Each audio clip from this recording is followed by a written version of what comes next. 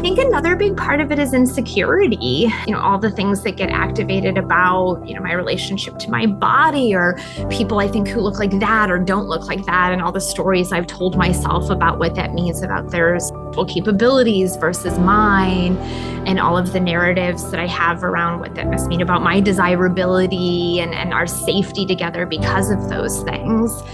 Something that I've noticed is especially a lot of men end up in addiction treatment because their wives saw them looking at adult media and they're like, you are a sex addict. This seems like a much healthier approach to talking about this subject.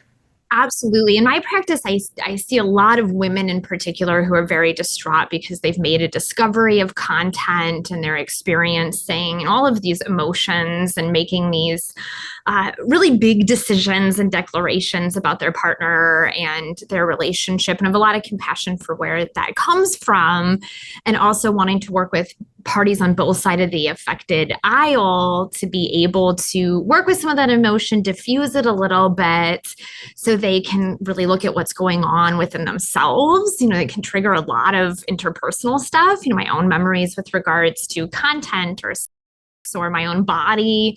How can we help you work with that? And for the partner who's using and maybe has perceived or has been accused of a betrayal, or if a betrayal has been understood to have happened in the relationship, to help them also kind of start to destigmatize their relationship to sex and use this as an opportunity to do a lot of exploration. And Dr. Scott has this beautiful approach of, hey, y'all, this could be a conversation that can be beautiful for the two of you if we can find ways to help you do it. Yeah, really open up with that honest communication. Huge, yes. Yeah. And so in your experience, what do you think is the most common theme? Like, why are people so upset that their partner is viewing adult media? That's the question, right? I'm going to cheat a little bit and say that I think there's two big themes.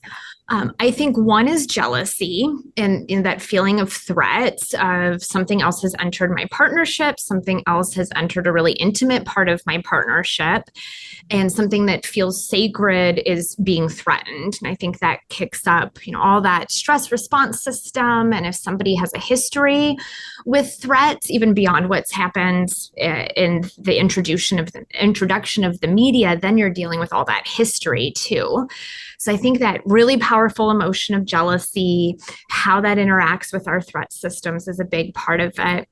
I think another big part of it is insecurity and, all the things that get activated about, my relationship to my body, or people I think who look like that or don't look like that, and all the stories I've told myself about what that means about their sexual capabilities versus mine, and all of the narratives that I have around what that must mean about my desirability and our safety together because of those things.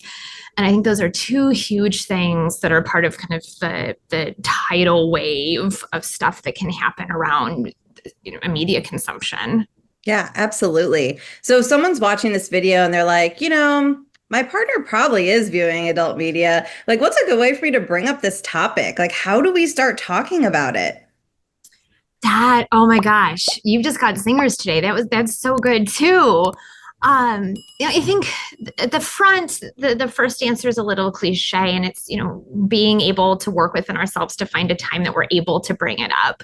Mm-hmm. And if I find I'm having a really strong reaction, I have a good friend who's a clinician. She's like, if your body's buzzing, that's a really good sign that unless you're immediately in danger, you need to wait before you do something. Mm-hmm. So encouraging folks to find a place within themselves when they feel able to manage that conversation. And if they're having a really strong reaction, maybe you seek some support before you initiate the conversation so that you have the best chance of bringing the best parts of yourself into that. And once you've done that work and you're like, hey, I'm as ready as I'm going to be, and I can't completely anticipate how I'm going to respond or what's going to get activated, but I feel pretty efficient in managing that in a safe and respectful way. And just finding some language that normalizes it and invites some curiosity, like, hey, I have had a little bit of a sense that this might be going on. And I really want to bring this up to you because I'm curious about what we can bring into our relationship or what we can talk about or explore. If and when you're willing to have that conversation with me. And if you're not, can we do some work to get you there? Because this is something that I'd really like to talk to you about. And of course, that language can have so much tweaking to be appropriate for the people and the couple. And I think those two big things are a big part of it, really doing that resourcing so that the person's able to have a mature conversation, and finding the best language possible to come at it with curiosity. Did you know a lot of people watch our YouTube videos and never subscribe to our channel? Before you finish this video, take a moment to click subscribe. Those are great tips. And I think for some couples too, it might not even be a problem. It's just something they've never talked about because, as we know, people are very uncomfortable talking about sex. They're very uncomfortable talking about adult media consumption and things like that. Yeah, that's a great point. And sometimes when I'm working with folks in the office, especially if they're folks that have a really neutral or maybe positive relationship to some of this content or just really aren't all that activated, a lot of it is just playing with language. Like, hey, y'all haven't had to talk about this before. This isn't a conversation about taxes or diapers or walking the dog. And why don't we just play with it a few times? We hope you enjoyed our video with Dr. Meghan Roche. Remember, if you like this video, share it with someone who might benefit from this information. Your support helps us reach more people with important sexual health information. If you're passionate about this space like we are, we know you'll enjoy these videos, so check them out. Please like this video, subscribe to our channel, and remember, you are exceptional.